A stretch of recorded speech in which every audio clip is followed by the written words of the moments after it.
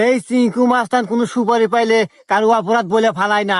সুপারি পাইছি মানে তোর তো নিশ্চিত ফালামু রে। তোর ফালাইনার আগে তোর শেষ ইচ্ছা কি তাই ক। শেষ ইচ্ছা আমার একটাই, আপনারা যেহেতু আমাকে ফালা দিবেনি, আমার অপরাধটিকে আমি জানতে চাই।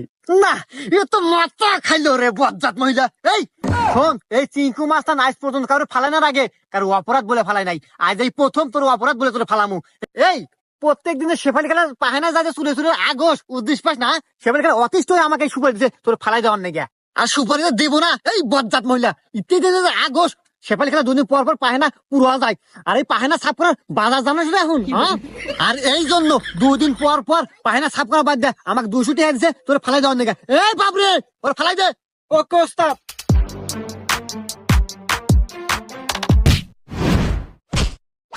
আয়